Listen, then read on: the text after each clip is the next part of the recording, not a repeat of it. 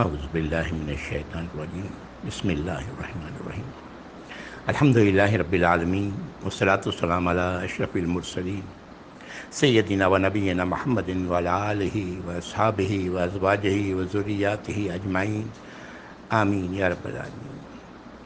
اعوذ باللہ من الشیطان الرجیم بسم اللہ الرحمن الرحیم رب اشرح لی صدری ویسر لی امری واحلل عقدۃ من لسانی یفقہوا قولی آمین یا رب۔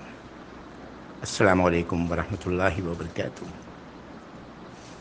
ادرو قرآن شرک کے دو اقسام ہیں۔ ایک تو یہ کہ انسان مادی چیزوں کو الہ بنائے، اور دوسری وہ کہ انسان اپنی سوچ کو، اپنی فکر کو، اپنے خیالات کو، اپنی خواہشات کو الہ بنا لے۔ یہ دونوں ہی شرک ہیں۔ اپنی سوچ اور فکر کو الہ بنانے والے عموماً ایسے ہی لوگ ہوتے ہیں جو ڈپریشن کا شکار ہوتے ہیں۔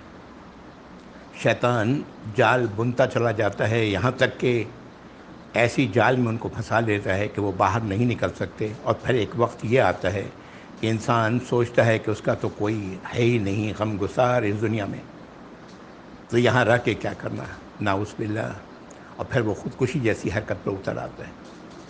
آپ جانتے ہیں کہ ان ممالک میں جہاں پر دین اسلام کے فالوورز نہیں ہیں، وہاں پر خودکشی کے واقعات بہت زیادہ ہیں، ڈپریشن کے واقعات بہت زیادہ ہیں، اور ڈاکٹروں کی اپنی اپنی رائے ہیں کیوں ہوتا ڈپریشن اور وغیرہ وغیرہ، ان کو چھوڑ دیں۔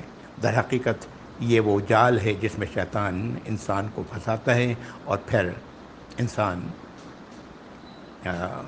وہاں تک پہنچ جاتا ہے جہاں اسے نہیں پہنچنا چاہیے۔ شرک کی جو پہلی قسم ہے جو بہت واضح ہے، وہ ہے مادی چیزوں کو الہ بنانا۔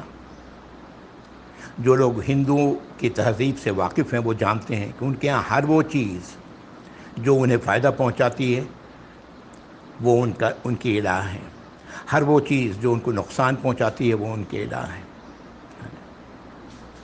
یہ ان کے ہر چیز کی پوجا ہوتی ہے۔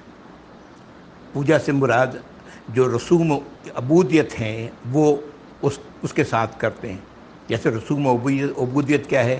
ہاتھ باندھ کے کھڑے رہنا، رکوع کرنا، سجدہ کرنا، وغیرہ وغیرہ، یہ سب کچھ وہ کرتے ہیں ایسے ان کے ساتھ۔ ابراہیم علیہ السلام کی قوم جن واقعات ہم لوگ پڑھتے آئے ہیں ابھی پچھلی نشست میں، یہ نہ صرف بتوں کو انہوں نے اپنا الہ بنایا ہوا تھا، بلکہ سورج، چاند اور ستاروں کو بھی یہ لوگ اپنا الہ بنائے بیٹھے تھے۔ اور یہی وجہ ہے کہ ابراہیم علیہ السلام نے پھر وہ دلائل دیے ان کے سامنے جو ہم لوگ پچھلی بار پڑھ چکے ہیں، کہ اپنے باپ آزر سے کہا اور اپنی قوم سے کہا کہ تم نے ان بتوں کو اپنے الہوں میں شکل دی ہوئی ہے، الہ بنائے ہوئے ہیں، میں تو دیکھتا ہوں تمہیں اور تمہاری قوم کو کہ وہ گمراہی میں مبتلا ہے۔ اور پھر اللہ تعالیٰ نے انہیں آسمان اور زمین کی اپنی جو قدرت ہے، جو چیزیں ہیں اللہ نے وہ انہیں دکھائیں۔ اس کا بھی میں نے ذکر کیا تھا پچھلی بار۔ اور پھر جب رات ہوئی تو ایک چمکدار ستارہ نظر آیا، اور ابراہیم علیہ السلام کہتے ہیں کیونکہ وہ لوگ ستاروں کو پوجا کرتے تھے، رسوم عبودیت ادا کیا کرتے تھے ان کے ساتھ، کہا کہ یہ میرا رب ہے۔ لیکن جب وہ غروب ہو گیا تو فرمایا کہ میں غروب ہونے والی شے سے محبت نہیں کرتا۔ کیوں محبت کا لفظ استعمال کیا؟ اس لیے کہ اللہ سے ایمان والا سب سے زیادہ محبت کرتا ہے، یاد رکھیں۔ تو میں اسے اللہ تسلیم نہیں کرتا، یہ وہ بات ہے جو انہوں نے کہی۔ اور جب چاند کو دیکھا چمکتے ہوئے تو کہا یہ ہے میرا رب۔ اور جب وہ بھی غروب ہو گیا تو فرمانے لگے کہ اگر میرے رب نے میری رہنمائی نہ فرمائی تو میں گمراہوں میں سے ہو جاؤں گا۔ اور جب سورج کو چمکتا ہوا دیکھا، فلما رأى الشمس بازغة قال هذا ربی، جب سورج کو چمکتے ہوئے دیکھا تو کہا یہ میرا رب ہے۔ هذا اکبر، یہ سب سے بڑا ہے۔ فلما افلت قال یا قومی انی بریء مما تشرکون. جب وہ بھی غروب ہو گیا تو ابراہیم علیہ السلام کہتے ہیں کہ اے میرے قوم کے لوگوں، میں تو بری ہوں ان چیزوں سے جن کو تم نے اللہ کا شریک بنایا ہوا. یہ لوگ اللہ کو تسلیم کرتے تھے. یاد رکھیں، میں ہمیشہ یہ بات کہتا ہوں، ایک ایسی ہستی کو سبھی تسلیم کرتے ہیں جس نے کائنات کی تخلیق کی، جس نے انہیں بنایا ہے. سبھی تسلیم کرتے ہیں، اس کا جو بھی نام دیں. ہم جسے اللہ کہتے ہیں وہ الگ الگ نام ہے لوگوں نے دیے ہوئے ہیں. تو میں تو بری ہوں کہ تم اس کے ساتھ کسی کو شریک ٹھہراؤ. انی وجہت وجہی للذی فطر السماوات والارض حنیفا وما انا من المشرکین. میں نے تو اپنا رخ کر لیا ہے اس ہستی کی طرف جس نے آسمانوں اور زمین کی تخلیق کی ہے، اور پوری یکسوئی کے ساتھ اس کے طریقے پر چل رہا ہوں. وما انا من المشرکین، اور میں مشرکوں میں سے نہ ہوں. یہ آیت نمبر 79 تک ہم لوگوں نے پچھلی بار پڑھی. شرک ایک ایسا دلدل ہے کہ جو اس میں ایک بار پھنس جاتا ہے وہ ڈوبتا ہی چلا جاتا ہے. اللہ تعالی ہمارے تمام بھائیوں کو اس سے محفوظ رکھیں. تمام مسلمان بھائی اس سے محفوظ رہیں. یہ ایک پر ایک یہ سلسلہ رکتا نہیں ہے، اور ایک پر ایک، جیسے میں نے کہا ہندوؤں کے ہاں کہ بڑھتے وہ بے شمار چیزوں کی پوجا کرتے ہیں. سانپ کی بھی پوجا کرتے ہیں وہ تو ٹولز کی پوجا کرتے ہیں جس سے کام کرتے ہیں. بڑی اپنے ٹول کی اور لوہار اپنے ٹول کی، ان کی پوجا کرتے ہیں. یہ بڑھتا ہی چلا جاتا ہے. اللہ تعالیٰ محفوظ رکھیں. اگلی آیت نمبر 80. اعوذ باللہ من الشیطان الرجیم. وحاجہ قومہ، اور ان کے قوم نے ان سے جھگڑنا شروع کیا. کس سے؟ ابراہیم علیہ السلام سے. قال تحاجونی فی اللہ وقد ہدان. انہوں نے فرمایا کہ کیا تم جھگڑتے ہو اللہ کے بارے میں جبکہ اس نے مجھے ہدایت دی ہے. ولا اخاف ما تشرکون بہ الا ان یشاء ربی شیئا. میں بے شک نہیں ڈرتا ہوں ان چیزوں سے جن کو تم نے اللہ کا شریک بنایا ہوا ہے، سوائے اس کے کہ میرا رب ہی جو چاہے. دیکھیں یہاں بڑی خوبصورت بات کہی گئی ہے، توجہ کی ضرورت ہے تھوڑا سا. ہوتا یہ ہے کہ جب جو مشرکین ہیں وہ خوف دلاتے ہیں کہ تم اس سے منکر ہو رہے ہو، یہ ان کا شراپ تم پر پڑے گا، یہ تمہیں تباہ کر دیں گے، وغیرہ وغیرہ وغیرہ. اسی کا جواب دے رہے ہیں ابراہیم علیہ السلام کہ میں تو نہیں ڈرتا ان سے جن کو تم شریک ٹھہراتے ہو اللہ کے ساتھ. الا یشاء ربی شیئا، یہ وہ جملہ ہے جو بہت اہم ہے، سوائے اس کے کہ میرا رب بھی چاہے کچھ. دیکھیں انسان اپنے طور پر کچھ نہیں کر سکتا، یاد رکھیں. یہ انسان کا زوم اسے ڈبا دیتا ہے. بہت سارے لوگ اس زوم میں مبتلا ہیں کہ ہم تو جی موحد ہیں، اور وہ حرکتیں وہ کچھ کر رہے ہوتے ہیں جو موحد کو کا یعنی ایک اللہ کی اطاعت، ایک اللہ کا عقیدہ رکھنے والے کے خلاف ہوتا ہے. یہاں پر ابراہیم علیہ السلام کہہ رہے ہیں کہ اگر میرا رب ہی کچھ چاہے، اگر میرا رب مجھے اس سے ہٹا دے تو میں کچھ نہیں کر سکتا. لیکن میں ویسے ڈرنے والا نہیں ہوں تمہارے ان شریکوں سے. اللہ تعالیٰ ان بات کو سمجھنے کی توفیق عطا فرمائے ہمارے تمام بھائیوں کو. وسع ربی کل شیء علما. میرے رب نے تو اپنے علم اتنا وسیع ہے، اس میں ہر شے کو سمایا ہوا ہے.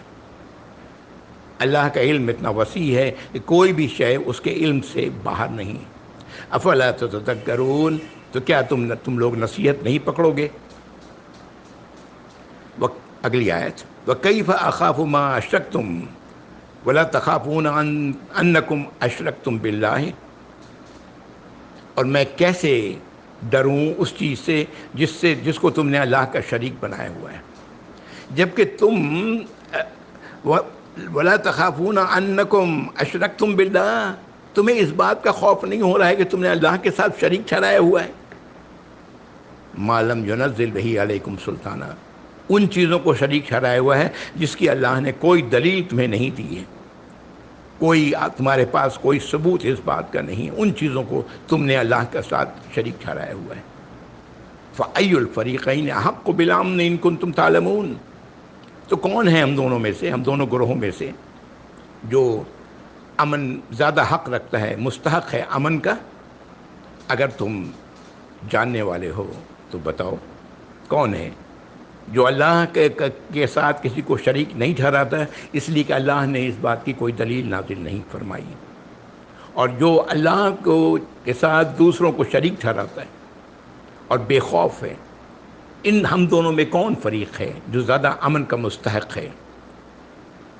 اگلی آیت جو نہیں، یہاں پر قرآن نہ بتا رہا ہے کہ ابراہیم علیہ السلام، قرآن نہیں بتا رہا کہ یہ ابراہیم علیہ السلام کا قول ہے، یہ غالباً اللہ کی طرف سے ہے. اعوذ باللہ من الشیطان الرجیم. الذین آمنوا ولم یلبسوا ایمانہم بظلم اولئک لہم الامن وہم مہتدون. وہ لوگ جو ایمان لائے، ایمان سے مراد کس پر لائے؟ اللہ پر، غیب پر، انبیاء اور رسولوں پر جو نازل کیا گیا اس پر ایمان لائے، اور اپنے ایمان کو ظلم کا لبادہ نہیں پہنایا. یہ وہ لوگ ہیں جو امن میں ہیں، اور یہ وہ لوگ ہیں جو ہدایت یافتہ ہیں. یہاں ظلم سے مراد شرک ہے، شرک کا لبادہ نہیں پہنایا. قرآن میں پڑھ چکے ہیں ہم لوگ سورۃ النساء میں، شرک اللہ تعالیٰ معاف نہیں کریں گے، اس کے علاوہ دوسرے جو گناہ چاہیں گے اللہ رب العزت معاف کر دیں گے یا کر سکتے ہیں. تو امن میں تو وہی ہے جس نے ایمان لایا، اور ایمان لانے کے بعد اپنے ایمان کو ظلم کا لبادہ نہیں پہنایا. ہاں، ظلم تو وہ تمام چیزیں ہیں جو اللہ کی نافرمانی ہے، وہ سب ظلم ہے، لیکن ظلم عظیم کیا ہے؟ اللہ کے ساتھ شریک ٹھہرانا. جو اللہ کے ساتھ شریک نہ ٹھہرائے، یہی وہ لوگ ہیں جو امن میں ہیں، اور یہی وہ لوگ ہیں جو ہدایت یافتہ ہیں. تلک حجتنا آتیناہا ابراہیم علی قومہ. یہ وہ حجت تھی، اللہ تعالیٰ فرما رہے ہیں کہ یہ وہ حجت تھی جو اللہ نے عطا کی ابراہیم علیہ السلام کو ان کے قوم پر. یہ وہ انہوں نے دلائل دیے اپنی قوم سے، اور یہ دلائل اللہ رب العزت نے انہیں سکھائے. نرفع درجات من نشاء. اللہ تعالیٰ فرما رہے ہیں کہ ہم تو درجات بلند کرتے ہیں جس کی ہم چاہتے ہیں. ان ربک حکیم علیم. بے شک آپ کا رب حکمت والا ہے اور مکمل علم رکھنے والا ہے. اللہ تعالیٰ درجات اسی کے بلند کرتے ہیں جو اللہ کے علم میں اس لائق ہے کہ اس کو درجات بلند کیے جائیں. اللہ تعالیٰ گمراہ اسے ہی کرتے ہیں جو اللہ کے علم میں اس بات کا ہے، یہ بات ہے کہ یہ گمراہی کے لیے صحیح ہے، یہ شخص یہ گمراہی کی طرف ہی جانا چاہتا ہے. اللہ تعالیٰ ہم سب کو ہدایت کی راستے کو آسان کریں یا رب العالمین. اگلی آیت آ رہی ہے مزید ابراہیم علیہ السلام کے بیٹے اور پوتے کے حوالے سے، اور اس آیت میں 18 رسولوں کا ذکر ہے. آیت 85، 86، 86، 87، 88، پھر 89 اور پھر 90، یہاں تک ہے. اعوذ باللہ من الشیطان الرجیم. آیت نمبر 84. وَهَبْنَا لَهُ اسحاق و یعقوب. ہم نے دیا، عطا کیا ابراہیم علیہ السلام کو اسحاق، یہ ان کے بیٹے تھے، و یعقوب ان کے پوتے تھے. ابراہیم علیہ السلام نے اپنے پوتے کو بھی دیکھا، وہ عطا فرمایا، یعنی اسحاق علیہ السلام اور پھر ان کے بیٹے یعقوب علیہ السلام. کلن ہدینا. ہم نے ان سب کو ہدایت نصیب فرمائی، انہیں ہدایت دی. یہ انبیاء، دونوں ہی انبیاء اور رسولوں میں سے ہیں، اسحاق اور یعقوب علیہ السلام. یعقوب علیہ السلام کا نام ہی اسرائیل تھا، لقب تھا اسرائیل، اس لیے ان کی نسل سے چلنے والے لوگ بنی اسرائیل کہلائے. اور بنی اسرائیل وہ لوگ تھے جب قرآن نازل ہو رہا تھا تو اس وقت کے مسلمان لوگ تھے، اور یہ ہم لوگوں نے یہ ساری آیات پڑھی ہیں مدنی صورتوں میں. وَنُوحًا هَدَيْنَا مِن قبل. اور نوح علیہ السلام جن کو ہم نے ہدایت دی ان سے پہلے. وَمِن ذُرِّيَّتِهِ داؤد و سلیمان. اور ان کی اولادوں میں داؤد، سلیمان و ایوب و یوسف و موسیٰ و ہارون وَكَذَلِكَ نَجْزِي الْمُحْسِنِينَ. اور ان کی اولاد میں یہ لوگ تھے. یہ سارے نبیوں کا نام آ رہا ہے، داؤد، سلیمان، ایوب، یوسف، موسیٰ اور ہارون علیہم السلام، اور ہم اس طرح بدلہ دیتے ہیں کن کو؟ محسنین کو، جو اللہ کے معاملے میں احسان کی روش اختیار کرتے ہیں، اللہ کی اطاعت اور فرما برداری دل کی رضا اور رغبت سے کرتے ہیں۔ یہ سب نوح علیہ السلام کی اولادوں میں سے تھے۔ آپ جانتے ہیں کہ نوح علیہ السلام کی قوم غرق کر دی گئی ساری کے ساری، سوائے ان لوگوں کے جو ایمان لائے، اور اللہ سے رب العزت فرما رہے ہیں کہ یہ لوگ نوح علیہ السلام کی اولاد میں سے تھے۔ ان لوگوں کی اولاد میں سے کا ذکر نہیں ہے جو نوح علیہ السلام کے ساتھ ایمان لانے والے تھے، ان کا ذکر نہیں ہے۔ اللہ تعالیٰ فرماتے ہیں کہ نوح علیہ السلام کو ہم نے ہدایت دی اس سے پہلے، اور ان کی اولادوں میں سے داؤد علیہ السلام، سلیمان علیہ السلام، ایوب، یوسف اور موسیٰ و ہارون علیہم السلام، وَكَذَلِكَ نَجْزِي الْمُحْسِنِينَ، اور اس طرح ہم جزا دیتے ہیں احسان کی روش اختیار کرنے والوں کو۔ وَزَكَرِيَّا وَيَحْيَا وَعِيسَىٰ وَإِلْيَاسَ، اور زکریا، یحییٰ اور عیسیٰ علیہم السلام اور الیاس علیہ السلام، کل من الصالحین، یہ سب کے سب لوگ صالح لوگوں میں سے تھے۔ وَإِسماعیل وَالْيَسَع وَيُونُسَ وَلُوطَ وَكُلًّا فَضَّلْنَا عَلَى الْعَالَمِينَ، اور اسماعیل علیہ السلام، یہ ابراہیم علیہ السلام کی اولاد ہے نا، بیٹے ہیں، پہلے بیٹے۔ وَيَسَع، یسع یہ کون ہے؟ اللہ بہتر جانتے ہیں، اس کے بارے میں کچھ روایات ملتی ہیں بہرحال۔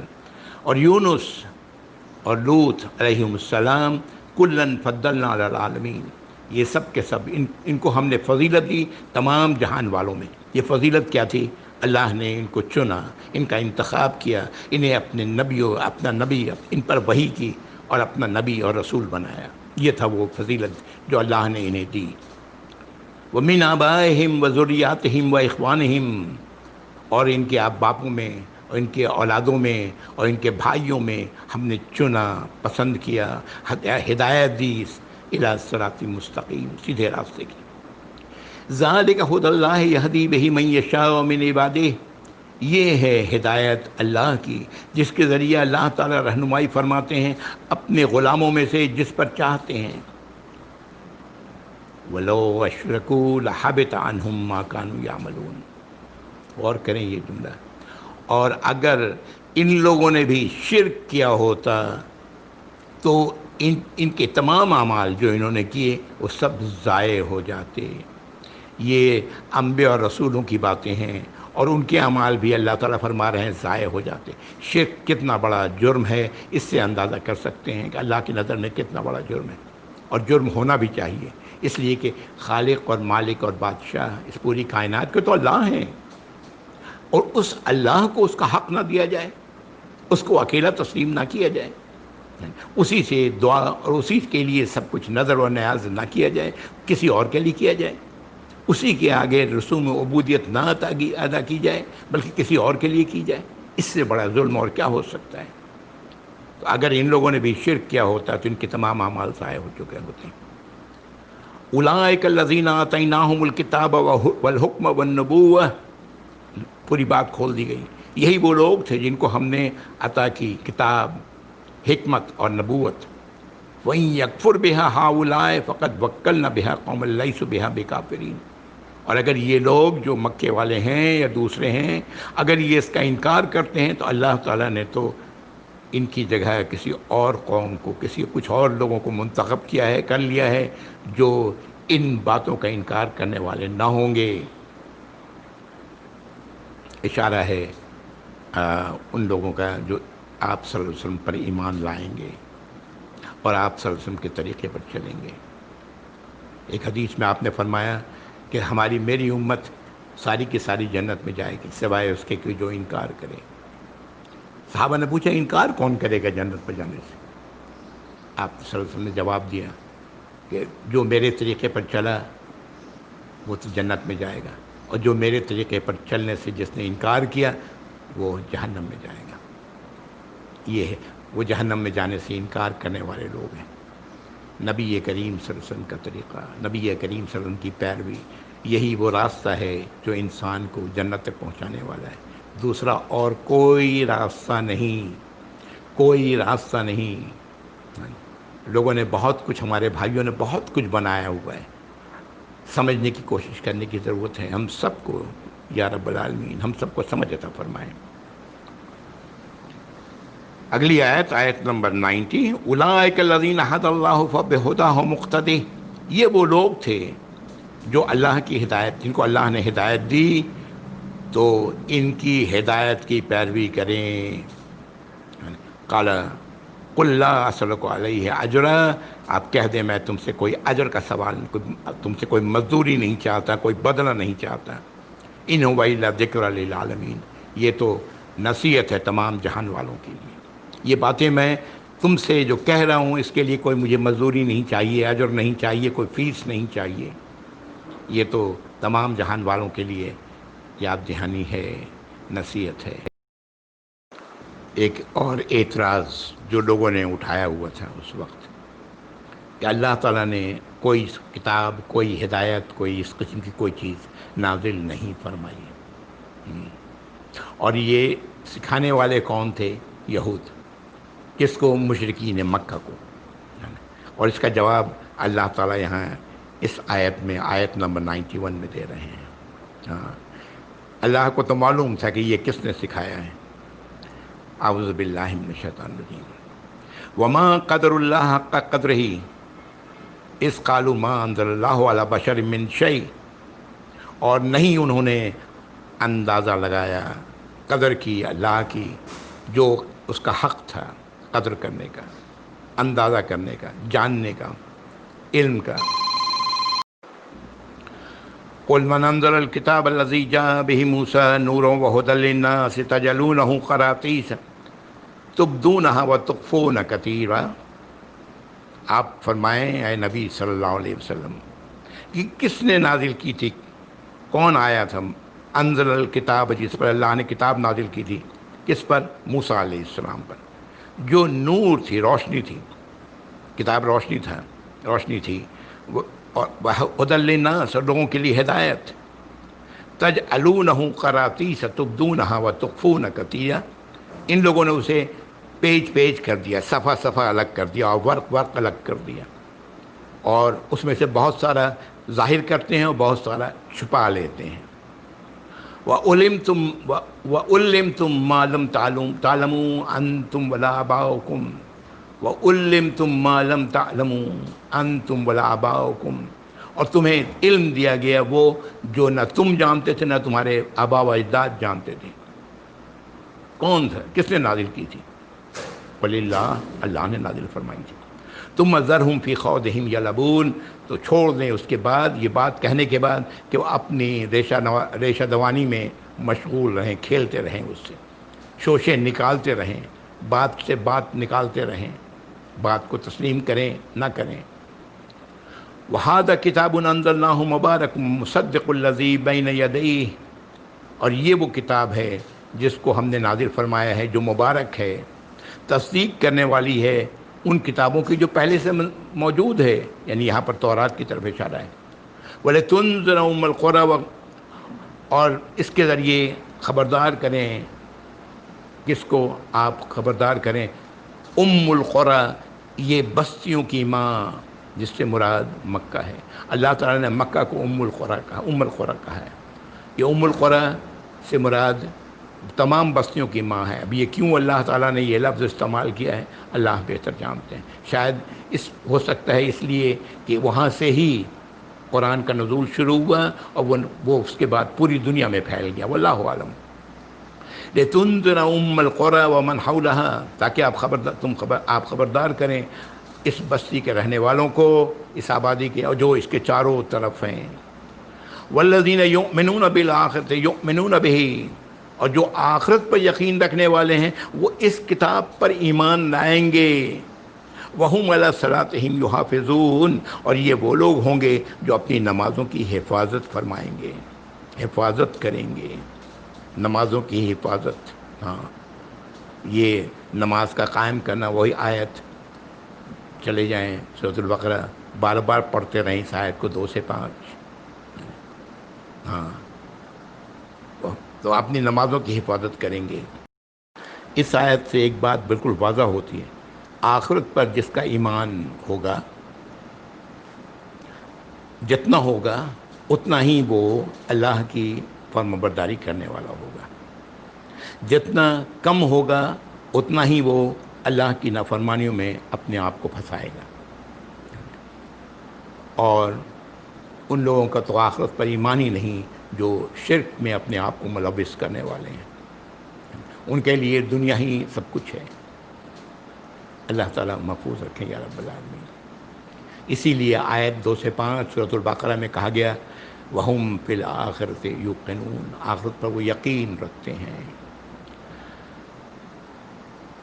اگلی آیت جو آ رہی ہے یہ اس حوالے سے آ رہی ہے کہ ایسے لوگ کھڑے ہوئے ہے نا جزیرہ نما عرب میں، جنہوں نے کہا ہم مجھ پر بھی وحی آتی ہے، کسی نے کہا مجھ پر وحی آنے والی ہے۔ یہ مذاق بنانا تھا ہے نا نبی کریم صلی اللہ علیہ وسلم کی اس وحی کا، اس کا اللہ تعالیٰ جواب دے رہے ہیں یہ آیت نمبر 93 میں۔ اعوذ باللہ من الشیطان وَمَنْ أَظْلَمُ مِمَّنِ افْتَرَى اللَّهَ كَذِبًا، اور اس سے بڑا ظالم کون ہے جو اللہ پر جھوٹ باندھے، ایسی بات اللہ کے بارے میں کرے جو جھوٹی ہے، اپنی طرف سے گڑھ کے ایسی بات کر رہا ہے۔ اور قَالَ أُوحِيَ إِلَيَّ، یہ کہے کہ میری طرف وحی کی گئی ہے، وَلَمْ يُوحَىٰ إِلَيْهِ شَيْءٌ، جبکہ اس کی طرف کچھ بھی وحی نہیں کی گئی۔ وَمَنْ قَالَ سَأُنزِلُ مِثْلَ مَا أَنزَلَ اللَّهُ، اور جس نے یہ کہا کہ مجھ پر بھی وحی آئے گی، ویسی نازل کی جائے گی جیسے کہ جو اللہ نے نازل کی ہے، اسی کے مثل، یعنی نبی کریم صلی اللہ علیہ وسلم کی طرح مجھ پر بھی وحی آنے والی ہے۔ اللہ تعالیٰ ان کو موت کا نقشہ دکھا رہے ہیں، وہ وقت جب ان کی روح قبض کی جائے گی۔ وَلَوْ تَرَىٰ إِذِ الظَّالِمُونَ فِي غَمَرَاتِ الْمَوْتِ، اور اگر آپ دیکھیں ان ظالموں کو اس وقت جب یہ موت کی قسم پرسی میں مبتلا ہوں گے، وَالْمَلَائِكَةُ بَاسِطُو أَيْدِيهِمْ، اور فرشتے ان کی طرف اپنے ہاتھوں کو پھیلائے ہوں گے، اخرجوا انفسکم، نکالو اپنی جانوں کو، الیوم تجزون عذاب الہون، آج تمہیں ذلت آمیز عذاب دیا جائے گا، بما کنتم تقولون علی اللہ غیر الحق، بوجہ اس کے کہ تم جو کچھ کہتے رہے ہو اللہ کے بارے میں جو سراسر ناحق تھا، وَكُنْتُمْ عَنْ آیَاتِهِ تَسْتَكْبِرُونَ، اور تم وہ لوگ تھے جو میری آیات کو، اس کے اللہ کی آیات پر تکبر کرتے تھے، یعنی اللہ کی آیات کو تکبر انکار کرنا ہے، حق کا انکار تکبر ہے، یاد رکھیں، حق کا انکار، سچائی کا انکار تکبر ہے، اور یہ ہم لوگ بہت کرتے ہیں، بہت کرتے ہیں، ساری باتیں جاننے کے باوجود، اور پھر ہم انکار کر دیتے ہیں۔ اللہ تعالیٰ ہم مسلمانوں کو سمجھ عطا فرمائے۔ تکبر رائی کے دانے کے برابر بھی ہوگا تو جہنم سے نہیں نکالا جائے گا۔ اگلی آیت بھی آخرت سے متعلق ہے، جب حشر کے دن وَلَقَدْ جِئْتُمُونَ فُرَادًا، اور تم آ چکے، تم لوگ پہنچ گئے میرے پاس اکیلے اکیلے، کما خلقناکم، جیسے کہ ہم نے تمہیں پیدا کیا تھا، اول مرہ، پہلی بار، وَتَرَكْتُم مَّا خَوَّلْنَاكُمْ وَرَاءَ ظُهُورِكُمْ، اور جو کچھ ہم نے تمہیں دیا تھا وہ سب کو چھوڑ کے اپنے پیچھے آ گئے۔